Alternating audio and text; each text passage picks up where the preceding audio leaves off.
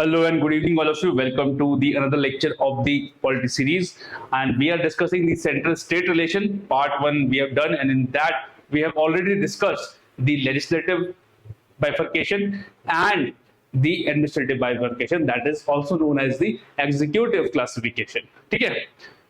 तो जो central state के बीच में लॉज कैसे डिवाइड किए जाएंगे, किसकी चीज कैसे पावर होगी, वो हमने देख लिया. उसके बाद एग्जीक्यूटिव पे कैसे बाइफर्केशन होगा, कब उसको ओवररूल कर सकता है, कब नहीं कर सकता है, म्यूचुअल डेलीगेशन क्या होता है, ये सब हमने पढ़ लिया है. और आज हम इस लेक्चर में पढ़ेंगे कि फाइनेंशियल डेलीगेशन या फाइनेंशियल डिस्ट्रीब्यूशन या फाइनेंशियल रिलेशन क्या है सेंट्रल स्पेस का, क्योंकि सब तो बाबू भैया पैसे का गेम है, पैसे के बिना कुछ नहीं. ठीक है, पैसे के बिना कुछ नहीं. ठीक है, अब इसमें हम टैक्सेस पढ़ेंगे, ज्यादा बड़ा लेक्चर नहीं होगा, छोटा लेक्चर होगा. ठीक है, फाइनेंशियल रिलेशन पढ़ेंगे.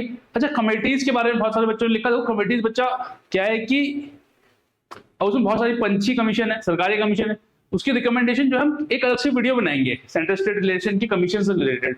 ठीक है, कोशिश करेंगे वो आपको एनिमेटेड दे. ठीक है, नहीं तो पढ़ा देंगे किसी दिन.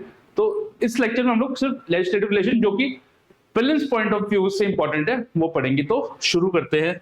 ठीक है, शुरू करते हैं. तो फाइनेंशियल रिलेशन कहां दिए गए हैं? फाइनेंशियल रिलेशन आर्टिकल 268 से 283 के में दिए गए हैं. ठीक है, और पार्ट 12 ऑफ द कॉन्स्टिट्यूशन. तो 268 से 293 और पार्ट 12 ऑफ द कॉन्स्टिट्यूशन.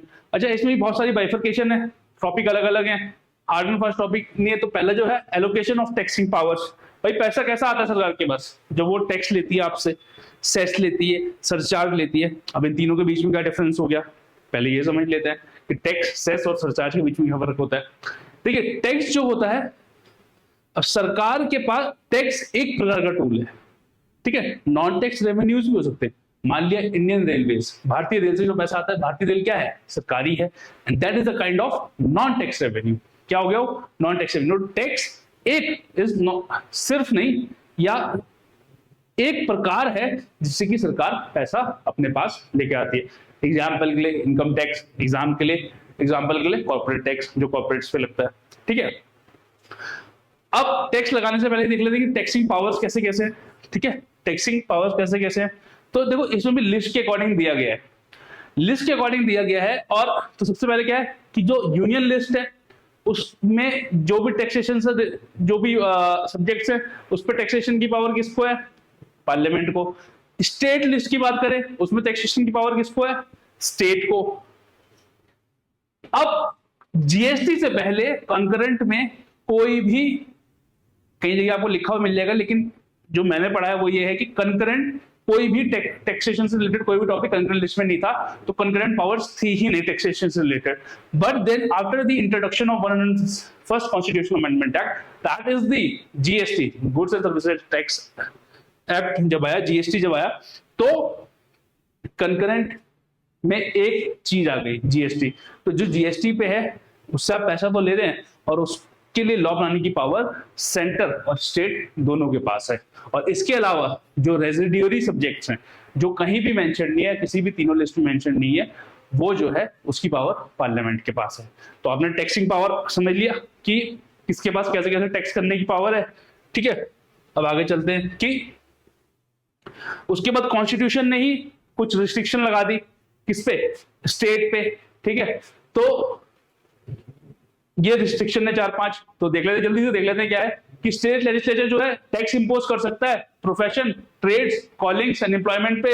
ऐसा टैक्स जो है 2500 पर एनम से एक्सीड नहीं कर सकता, 2500 पर एनम पर ईयर से ज्यादा एक्सीड नहीं कर सकता. ठीक है, then state can impose taxes on sale और purchase of goods other than newspaper होगा, है ना. न्यूज़पेपर के अलावा sale and purchase of goods पे जो है स्टेट जो है टैक्स ले सकता है. But this power of state to impose sale tax is subjected to 4 restriction. ठीक है, इसमें भी रिस्ट्रिक्शन लगा दी. इसके ये इनहेरेंट रिस्ट्रिक्शन है, इसके अंदर रिस्ट्रिक्शन है ये. ठीक है, इसके अंदर रिस्ट्रिक्शन है ये. ठीक है, ये इसके अंदर रिस्ट्रिक्शन है सारी. तो क्या है? No tax can be imposed on the sale और purchase of taking place outside the state. ठीक है, आप के स्टेट के बाहर, भाई महाराष्ट्र और गुजरात के बीच में कोई टैक्स हो रहा है, मध्य प्रदेश उस पर जाकर टैक्स नहीं लगा सकता, ठीक है, तो आप ऐसा नहीं करेंगे। उसके बाद no tax can be imposed on sale और purchase taking place in course of import और एक्सपोर्ट। देश से बाहर सामान जाना है या देश से बाहर से सामान आना है, उस पर स्टेट कुछ नहीं कर सकता, ठीक है। और लास्ट क्या है, no tax can be imposed on sale और purchase taking place in course of interstate trade और कॉमर्स। तो इंटरस्टेट ट्रेड और कॉमर्स जो है वो भी पार्लियामेंट का प्रेरोगेटिव है, उस पर भी कोई लॉ बनाना होगा तो या टैक्स लेना होगा तो वो पार्लियामेंट बनाएगा, ठीक है। वो कौन बनाएगा, वो पार्लियामेंट बनाएगा। और क्या क्या है, a tax imposed on sale और purchase of goods declared by the parliament to be of special importance in interstate और commerce subject to restriction condition specified by the parliament. Parliament उसके लॉ बना देगा। उसके बाद state can not impose on sale of electricity in the following circumstances. भाई state जो है tax impose नहीं कर सकता कौन से केसेस में, अगर वो जो बिजली है सेंटर कंज्यूम कर रहा है या सेंटर जो है सेल कर रहा है उसको, ठीक है।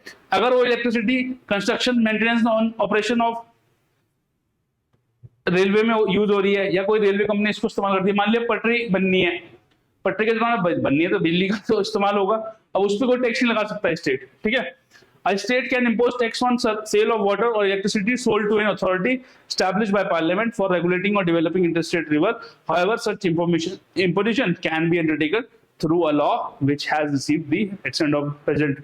तो क्या बोला, तो बहुत इंपॉर्टेंट नहीं है ये, बहुत घुस के क्वेश्चन हो जाएगा किसी ने अगर पूछ लिया और 99% लोग बता नहीं पाएंगे इसको, लेकिन ये है कि हाँ दिया गया है तो पढ़ लेना चाहिए। तो वाटर और इंटरस्टेट वाटर पे पानी लगा सकते हैं, लेकिन ऐसा अगर आप टैक्स लगाएंगे तो वो टैक्स आपको प्रेसिडेंट की एक्शन लेनी पड़ेगी स्टेट को, ठीक है। तो पहले हमने क्या पढ़ा, पहले पढ़ लिया कि भाई कैसे कैसे टैक्स करेंगे।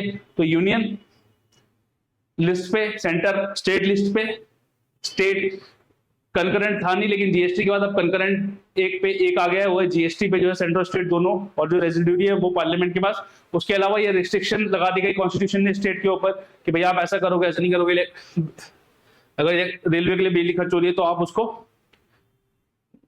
नहीं दोगे, चलो ठीक है पैसा आ गया, ठीक है पैसा आ गया, पैसे के बाद क्या हुआ, डिस्ट्रीब्यूट होना है।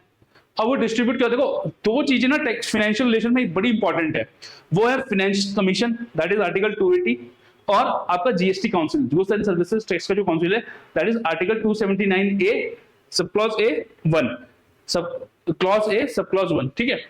तो डिस्ट्रीब्यूशन कैसे होगा, देखो डिस्ट्रीब्यूशन जो है ना, पहले आप ये समझो कि तीन चीजें होती हैं, पहले आप ये समझो कि तीन चीजें होती हैं, ठीक है।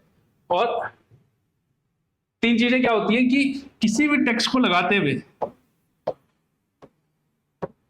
किसी भी टैक्स को लगाते हुए उस टैक्स को कोई लेवी करेगा, कोई लगाएगा, कोई कलेक्ट करेगा और किसी को वो असाइन किया जाएगा।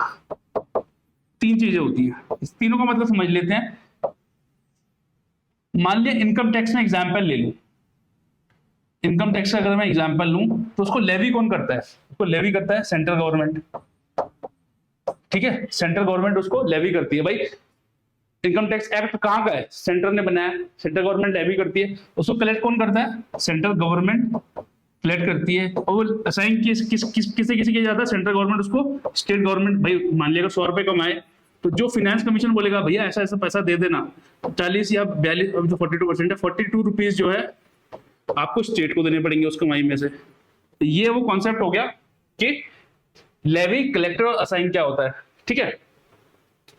अब इसी से रिलेटेड 2-3 आर्टिकल है, जल्दी से पढ़ लेते हैं कि पहला कौन सा है, taxes are imposed by the centre, centre ने उसको इम्पोज किया, but are collected and appropriated by the state, मतलब उसको कलेक्ट भी स्टेट कर रहा है और रख भी स्टेट अपने पास ही रहा है। ऐसे टैक्सेस कहां हैं, आर्टिकल 268 में। उनके एग्जांपल क्या है, जैसे स्टैंप ड्यूटी, एक्साइज ड्यूटी, है ना, आप जमीन खरीदते बेचते हैं स्टैंप ड्यूटी लगाते हैं, आप मैरिज रजिस्टर कराते हैं स्टैंप लगाते हैं। तो ऐसे जो टैक्सेस हैं वो किसमें आएंगे, आर्टिकल 268 में। और वो किस टाइप के हैं कि उनको लेवी सेंटर कर रहा है बट उसको कलेक्ट एंड अप्रोप्रिएट स्टेट कर रहा है। उसके बाद देख लेते हैं taxes that are levied and collected by the centre, जैसे इनकम टैक्स, ठीक है, कि उसको लेवी एंड कलेक्टिव सेंटर कर रहा है but assign to the states. Example ऐसे टैक्सेस का आएंगे आर्टिकल 269 में। और एग्जांपल क्या हो गया, जैसे sale and purchase of goods other than newspaper in course of interstate trade. ठीक है, in course of interstate trade. और ऐसे जो प्रोसीड होते हैं वो कंसोलिडेटेड फंड ऑफ इंडिया का पार्ट बनते हैं। फिर 268 हो गया, 269 हो गया, 270 पे आ जाओ भाई। 270 में कौन से टैक्सेस आ जाएंगे? Taxes are levied and collected by the centre but distributed between centre and the states. ठीक है, तो ये सबसे इंपॉर्टेंट होते हैं, सबसे ज्यादा टैक्सेस जो होते हैं इस कैटेगरी में ही आते हैं वैसे। ठीक है, कि वो स्टेट और सेंटर के बीच में डिवाइड होना है। ठीक है, तो इनमें सारे टैक्सेस आते हैं एक्सेप्ट दो मेंशन, इससे जो 267 सॉरी 68 और 69 में जो मेंशन है उसको छोड़ के जितने भी टैक्सेस हैं वो इसके अंडर आते हैं। ठीक है, और पार्लियामेंट में जो है, पार्लियामेंट को पावर दी गई है कि वो सरचार्ज और सेस, देखो सरचार्ज क्या होता है कि वो किसी चीज पे लगा देते हैं। सरकार ने बोल दिया कि अगर आपकी इनकम 30 रुपए है, आपने 100 रुपए कमाए, आपको 30% टैक्स देना है। लेकिन अगर आपकी आपने अगर आपका टैक्स जो लायबिलिटी 33 रुपीज बना तो आपके ऊपर 1 रुपए का सरचार्ज लगा देंगे। तो सरचार्ज क्या होता है कि वो किसी चीज के ऊपर लगाया जाता है। सेस क्या होता है? सेस किसी पर्टिकुलर चीज के लिए लगाया जाता है, जैसे क्लीन कोल या ग्रीन एनर्जी फंड कोई बना दिया, या एजुकेशन सेस लगा दिया। ठीक है, कि आप जो है इतना टैक्स देंगे और 1% जो है आप एजुकेशन सेस देंगे। एजुकेशन सेस जो है वो सेस के लिए फंड बनाया जाता है, वो जितना भी सेस आता है वो उसमें कलेक्ट किया जाता है और वो बाद में दे दिया जाता है उस पर्टिकुलर पर्पस के लिए। तो सेस जो है किसी पर्टिकुलर पर्पस के लिए बनाया जाता है और बाद में वो जो है उस पर्पस के लिए दे दिया जाता है। ठीक है, इसको आप समझ गए सरचार्ज ऑन सेस को। और इसको लगाने की पावर किसके पास है? पार्लियामेंट के पास है। और स्टेट भी लगा सकता है, जैसे स्टेट भी लगा सकता है, जैसे अभी उत्तराखंड में जो एक्साइज पॉलिसी आई है उसमें 1 रुपए का काउ सेस लगाया गया है ना, कि जो काउज हैं उनके बेटरमेंट के लिए, उनके लिए इंप्रूव इंफ्रास्ट्रक्चर के लिए 1 रुपए का सेस लगाया जाएगा। ठीक है, तो वो क्या है, स्टेट लगा सकता है। बट ये जो सेस और सरचार्ज में सेंटर को जो पैसा आता है ना वो डिवाइड नहीं होता, वो कॉमन पूल ऑफ टैक्सेस में नहीं आता डिवीजन के लिए। ठीक है, और लास्ट देख लेते हैं, taxes level and collected and written by the state, की स्टेट ही उसे लगा रहा है, स्टेट ही कलेक्ट कर रहा है और स्टेट ही उसको यूज कर रहा है। ठीक है, स्टेट का प्रेरोगेटिव है। ठीक है, जैसे आपका प्रोफेशनल टैक्स हो गया, अल्कोहल पे टैक्स हो गया, एक्साइज ड्यूटी हो गई, सीलिंग्स हो गई, ये सब जो है स्टेट करता है। ठीक है, अब हमने डिस्ट्रीब्यूशन देख लिया, किसका डिस्ट्रीब्यूशन, और डिस्ट्रीब्यूशन वो डिस्ट्रीब्यूशन तो टाइप है कि कैसे कैसे डिस्ट्रीब्यूट होना है। ठीक है, और होगा कितना कितना ये कौन डिसाइड करेगा? फाइनेंस कमीशन, कि भैया आपने अगर सेंटर ने 100 रुपए कमाए तो 42 रुपीज आपको स्टेट को देने हैं, या डिफरेंट स्टेट्स को डिफरेंट डिफरेंट चीजें देनी है। ठीक है, उसके लिए वो क्राइटेरिया भी बना रखा है उन्होंने, वो क्राइटेरिया के द्वारा तय करते हैं कि किस स्टेट को कितना पैसा देना है। ठीक है, अब distribution of non tax revenue, अब बहुत सारा जो है रेवेन्यू जो है वो नॉन टैक्स सोर्सेज से भी आ सकता है। ठीक है, जैसे सेंटर के केस में जो post, telegraph, railway, banking, broadcasting, coinage and currency, जो पब्लिक सेक्टर अंडरटेकिंग्स है, एस्टीट एंड लैब्स। एस्टीट एंड लैब्स होता है, देखो एस्टीट का मतलब होता है कि मान ले मैं था, मेरे पास 50 करोड़ 500 करोड़ रुपए की जमीन थी, लेकिन मेरा कोई ना लीगल वारिस है ना मैंने कोई बिल बनाई, तो ऐसी जो जमीनें जो है वो राज्य सरकार में चले जाती हैं, उसको बोलते हैं एस्टीट। और लैब्स मतलब कोई आपको कंडीशन पे किसी जमीन दी गई थी, आपने वो फुलफिल नहीं करी और आपने, तो उसको बोलते हैं लैब्स। तो एस्टीट और लैब्स भी एक टाइप की नॉन टैक्स रेवेन्यू माने जाते हैं, किसके? स्टेट के। ठीक है, और मतलब दोनों में होते हैं, state for here central state both. तो सेंटर और स्टेट जो भी है पैसा, ये भी नॉन टैक्स रेवेन्यू का पार्ट बनते हैं। स्टेट में ऐसे ही जो इरिगेशन से है, फॉरेस्ट से है, फिशरीज से है। सेंटर की अपनी पब्लिक अंडरटेकिंग्स होती हैं, स्टेट की अपनी पब्लिक अंडरटेकिंग्स होती हैं जिससे कि पैसा आता है। जैसे मिंट है जहाँ पे सिक्के छपते हैं, ठीक है, या कोई प्रिंटिंग प्रेस है, ठीक है, तो वहां से पैसा आता है, तो वो उनकी इनकम ही है। ठीक है, तो ये होगा इसके नॉन टैक्स रेवेन्यूज। ठीक है, अब grant in aid to the states. Grant in aid मतलब कि सेंटर जो है जब उसे लगता है कि स्टेट को जरूरत है पैसे की तो वो ग्रांट इन एड देता है। ठीक है, वो ग्रांट इन एड देता है। ठीक है, और मतलब जैसे लगता है कहीं आपको बाढ़ आ गई, ठीक है, आपदा के अंतर्गत दे देता है, या लगता है कि यार भाई इसमें डेवलपमेंट है, ये जो स्टेट है वो पीछे पिछड़ रहे हैं, ठीक है, तो वो ग्रांट दे देते हैं। तो ऐसे 3 प्रकार की ग्रांट होती हैं, दो मेजर है, स्टैट्यूटरी और डिस्क्रिशनरी, और एक अदर ग्रांट्स होती है। अब खैर इसके अंदर तो कुछ नहीं आता। तो ये जो है आर्टिकल 275 के अंदर मेंशन है, और ये आर्टिकल 282 के अंदर मेंशन है। भाई स्टैट्यूटरी ग्रांट्स का मतलब क्या होगा? स्टैट्यूटरी का मतलब क्या होता है कि बाय द लॉ, है ना, बाय द लॉ। अगर कोई लॉ बोल देता है कि स्टेट को आपको इतना पैसा देना है, तो वो क्या हो गया? स्टैट्यूटरी ग्रांट हो गया, ठीक है। और ये किसके रिकमेंडेशन पे दी जाती है? ये फाइनेंस कमीशन के रिकमेंडेशन पे दी जाती है, ठीक है। ये फाइनेंस कमीशन के रिकमेंडेशन पे दी जाती है, ठीक है। मान लिया फाइनेंस कमीशन बोलता है कि अगर 100 रुपए कमाए आपने, मैं आपको बताया, तो 42% जो पैसा है आपको स्टेट को देना है। अब वो 42% ऐसा नहीं कि बराबर बराबर बढ़ता है, वो भी अलग अलग स्टेट्स के लिए, भाई कुछ स्टेट जो है वो बड़े हैं, कुछ स्टेट छोटे हैं, तो उस हिसाब से वो पैसा डिवाइड किया जाता है, ठीक है। ऐसे ही डिस्क्रिशनरी ग्रांट होती है, ठीक है।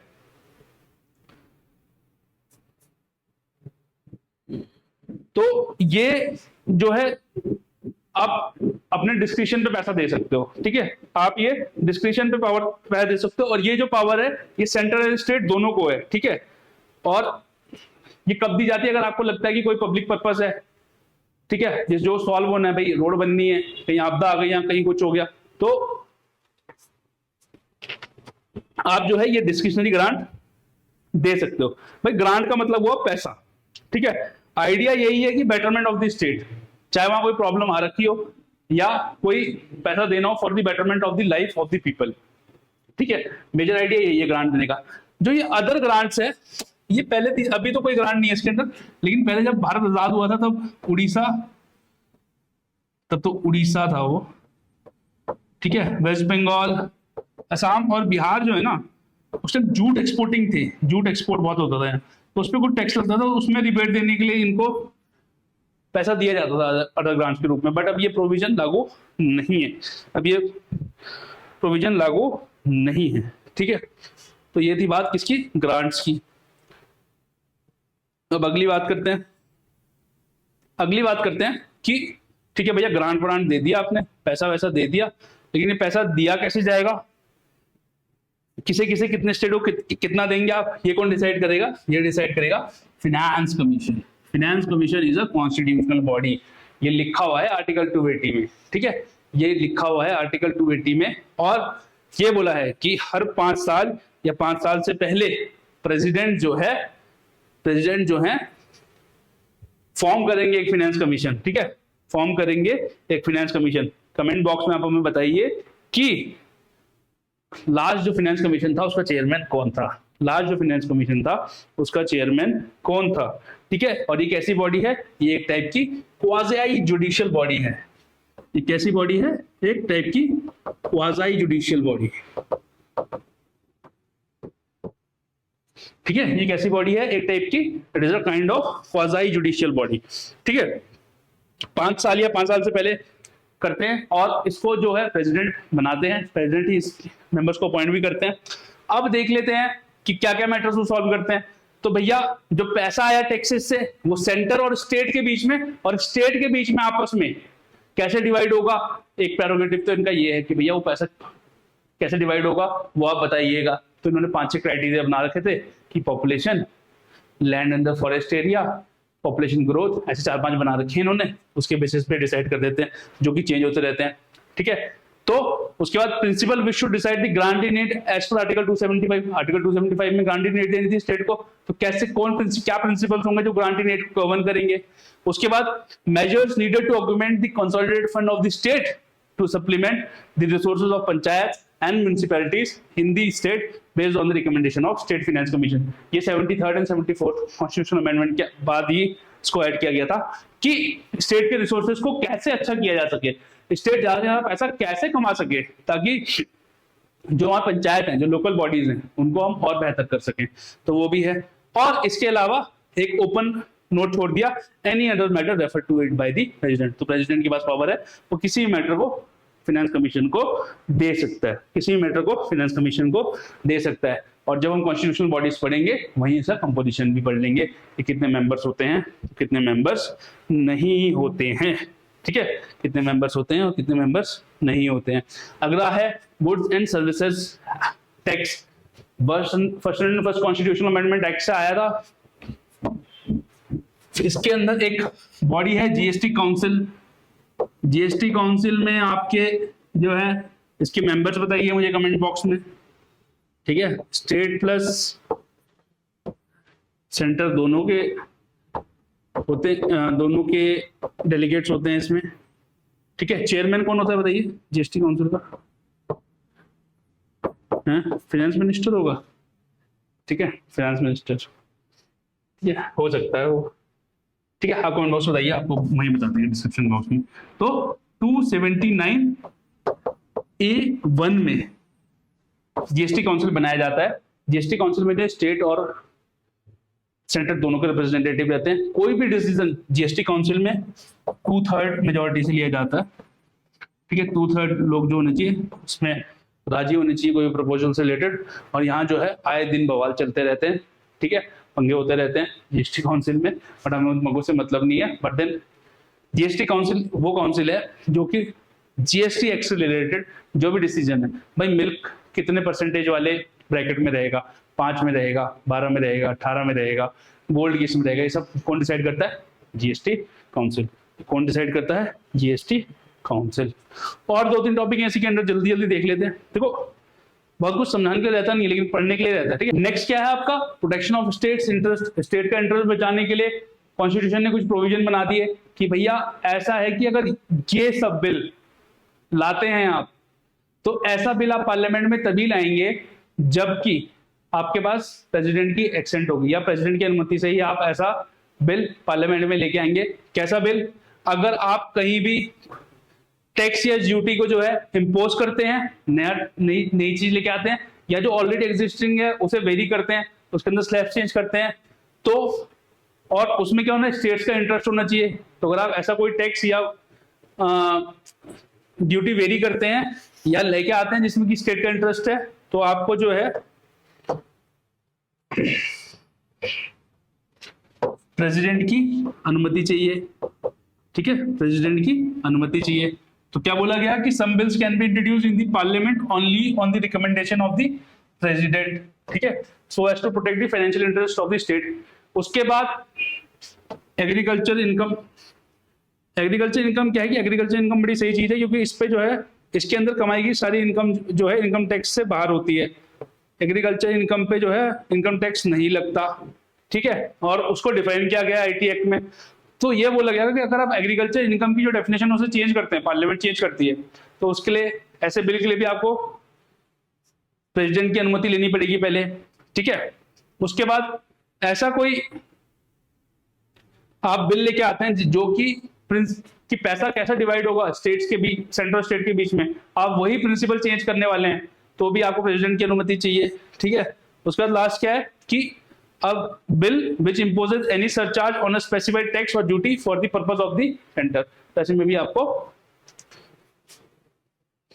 चाहिए प्रेसिडेंट की अनुमति चाहिए।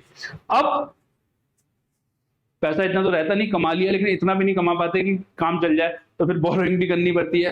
तो बोरोइंग जो है सेंट्रल स्टेट अलग अलग तरीके से कर सकते हैं, आप पढ़ सकते हैं इसको, बट मैं आपको करेक्शन में समझा देता हूं। सेंटर जो है वो कंसोलिडेटेड फंड ऑफ इंडिया को एक तरीके से आप समझिए कि इन लीव रख के या उसको गिरवी रख के उस पर लोन ले सकती है, उसको दिखा के हमारा कंसोलिडेटेड फंड ऑफ इंडिया है। और वो लोन, और जो लोन लेगी वो कहां ले सकती है? विद इन कंट्री या from outside the country. State जो है कॉन्स्टिट्यूशन के अकॉर्डिंग सिर्फ कंट्री में लेगा, अगर बाहर से लेना है तो सेंटर की उसको परमिशन की जरूरत होती है। सेंटर जो है स्टेट को लोन दे सकता है, स्टेट जो है सेंटर से लोन ले सकता है। ठीक है, बट स्टेट जो है कहीं और से तब लोन नहीं लेगा, एक कंडीशन ये याद रखिएगा, स्टेट जो है कहीं से भी लोन तब नहीं लेगा कि उसको अगर सेंटर का कोई लोन देना है या उसके ऊपर कोई ऑलरेडी लोन चल रहा है, तब स्टेट कहीं और से लोन नहीं ले सकता। ठीक है, इतना समझ लीजिएगा। जल्दी से पढ़ लेते हैं। Central government can borrow either within India और outside upon the security of the consolidated fund of India और can give guarantees but both within the limits fixed by the parliament. Constitution ने बोला कि parliament के पास power है कि आप कितना बोरिंग करोगे, वो लिमिट फिक्स कर सकती है पार्लियामेंट, लेकिन ऐसा कोई लॉ बनाया नहीं गया, ऐसा कोई लॉ इंडिया में है नहीं। ठीक है, a state government can borrow within India and not abroad upon the security of the consolidated fund of state. Borrow कर सकती है लेकिन कंसोलिडेटेड फंड ऑफ स्टेट पे नहीं करेगी, फिर अपनी पे कर सकती है, किसी और चीज पे कर सकती है, बट उसके लिए भी उसको सेंटर की परमिशन लगती है। ठीक है, और can give guarantee but both within the limits fixed by the legislature of that state. ठीक है, और क्या बोला, the central government can make loans to any, मतलब दे सकती है स्टेट को। ठीक है, और अगर स्टेट कोई लोन ले रहा है कहीं और से तो उसमें गारंटी भी दे सकती है कि हम, आप टेंशन मत लो, स्टेट अपना है, और सेंट्रल गवर्नमेंट कह सकती है कि पैसा हम देंगे अगर ये नहीं देगा, तो गारंटी भी ले सकती है। A state can not raise any loan without the consent of the centre if there is still outstanding any part of loan made to the state by the centre और in respect of which a guarantee has been given to the centre. ये मैंने आपको पहले जो crux है उसमें समझा दिया था। ठीक है, अब एक चीज आती है इंटर गवर्नमेंटल टैक्स इम्यूनिटीज। तो ये सेंटर है भैया, ये स्टेट है। अब टेक्निकली तो स्टेट में डिवाइडेड है, तो सेंटर की कुछ प्रॉपर्टीज होंगी, ठीक है, या कोई पैसा वैसा होगा, या कुछ भी चीज होगी, मूवेबल इमूवेबल प्रॉपर्टी होगी। ठीक है, और ऐसे ही स्टेट की कुछ मूवेबल इमूवेबल प्रॉपर्टी होगी। तो ये बोलते हैं, इनका आपस में बड़ा सही फंडा है। ये कहते हैं कि जो स्टेट की प्रॉपर्टी है उस पर सेंटर टैक्स नहीं लगाएगा, और जो सेंटर की प्रॉपर्टी है उस पर स्टेट टैक्स नहीं लगाएगा। वो प्रॉपर्टी कैसे हो सकती है, वो प्रॉपर्टी मूवेबल या इमूवेबल हो सकती है, लेकिन स्टेट का ये प्रेरोगेटिव जो है पार्लियामेंट छीन सकती है। पार्लियामेंट बोल सकती है कि भैया सेंटर के पास पावर है कि वो स्टेट की इस प्रॉपर्टी पे टैक्स लगा दे। ठीक है, स्टेट की इस प्रॉपर्टी पे टैक्स लगेगा, ऐसा पार्लियामेंट अगर लॉ पास कर दे तब लग सकता है। बट लेकिन अभी म्यूचुअल अंडरस्टैंडिंग है, इंटर गवर्नमेंटल टैक्स इम्यूनिटी है, कि जो सेंटर की जो प्रॉपर्टी है मूवेबल चाहे इमूवेबल उस पर स्टेट टैक्स नहीं लेगा, और स्टेट की जो प्रॉपर्टी है उस पर सेंटर का टैक्स नहीं लेगा। तो इसी को बोलते हैं inter governmental tax immunities. Okay, इसी को बोलते हैं इंटर गवर्नमेंटल टैक्स इम्यूनिटीज। ठीक है, और बट इसको छीनने की पावर किसके पास है, इसको छीनने की पावर है पार्लियामेंट के पास। और अब देख लेते हैं कि इमरजेंसी के टाइम पे क्या होता है। इमरजेंसी के टाइम पे जो है कैसे होते हैं फाइनेंशियल रिलेशन। तो दो चीज होती है, नेशनल इमरजेंसी लग गई या फाइनेंशियल इमरजेंसी लग गई। नेशनल इमरजेंसी अंडर आर्टिकल 362, ठीक है, under article 362 352 sorry, and this is under article 360। तो क्या बोला कि अगर नेशनल इमरजेंसी लगी हुई है तो जो है प्रेसिडेंट क्या है, वो जो सेंट्रल स्टेट के बीच में जो पैसा डिवाइड होना है, प्रेसिडेंट जो है उसको मॉडिफाई कर सकता है। बोल सकता है कि 42 नहीं देंगे यार, 20 ही मिलेगा। ठीक है, 20 ही मिलेगा। और ये मॉडिफिकेशन कब तक रहेगी, उस फाइनेंशियल ईयर के एंड तक रहेगी, जब जिस फाइनेंशियल ईयर में नेशनल इमरजेंसी समाप्त हो गई। मान लिया इस साल नेशनल इमरजेंसी लगी हुई थी, प्रेसिडेंट साहब ने बोला कि 42% से इस बार जो है स्टेट को जो है 30% ही दिया जाएगा। इस साल दिसंबर में नेशनल इमरजेंसी खत्म हो गई, बट वो जो है मार्च 31 2024 तक, 31 मार्च 2024 तक ये प्रोविजन लागू रहेगा। उसके बाद जो है वो रिवर्ट बैक हो जाएगा। ये केस कब है, जब नेशनल इमरजेंसी हो। और जब फाइनेंशियल इमरजेंसी हो, तो फाइनेंशियल इमरजेंसी वैसे इंडिया में लगी नहीं है, लेकिन जब फाइनेंशियल इमरजेंसी लगती है तो स्टेट जो है, सेंट्रल जो है स्टेट को डायरेक्शन देगा कि भैया आप अपना खर्चा सही करो। ज्यादा, जैसे घर में भी होता है भाई, घर में भी क्या होता है कि जब आप बेतहाशा पैसा खर्च करने लगते हो, आप कॉलेज जा रहे हो, आपका काम स्प्लेंडर में भी हो सकता है, आपका काम जो है 2.5 लाख की बुलेट में भी हो सकता है। तो पापा क्या बोलेंगे कि बेटा अभी तो ऐसा कर स्प्लेंडर ले ले, जब तक तुम्हारा तो बुलेट खुद ले लेना, है ना, क्योंकि पैसे ही कोई करंच है। बाकी अगर पैसा ही बहुत है कोई दिक्कत नहीं है, तुम मर्सिडीज में जाओ। तो यही होता है।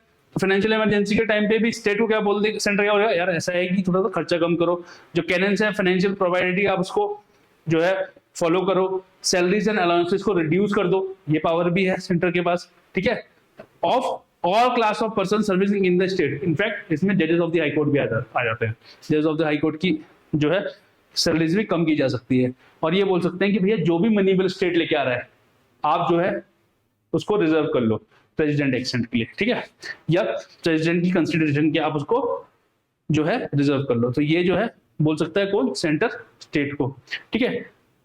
और last topic for the day है इंपॉर्टेंट कमीशन। देखो सेंटर स्टेट में हमेशा टसल चलती रही, और टसल जो है बहुत लंबी है, ऑनगोइंग है, डायनेमिक है, स्टैटिक है नहीं। टाइम टू टाइम बहुत सारे कमीशन बने, बहुत सारी उन्होंने रिकमेंडेशन करी। जैसे ये पंची कमीशन है, 2-3 मतलब अब तो वैसे पंची कमीशन की रिकमेंडेशन इतनी बड़ी है, बट मेजर हम किस दिन आपको पढ़ा देंगे।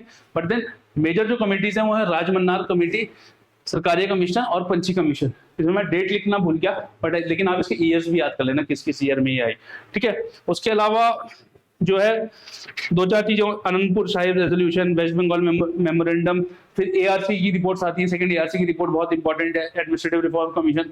बट देन वो थोड़ा सा मेज पर्सपेक्टिव से हो जाता है, तो उसके लिए हम अलग से टॉपिक बनाएंगे जिसमें कि रिकमेंडेशन जो है आपको बता देंगे।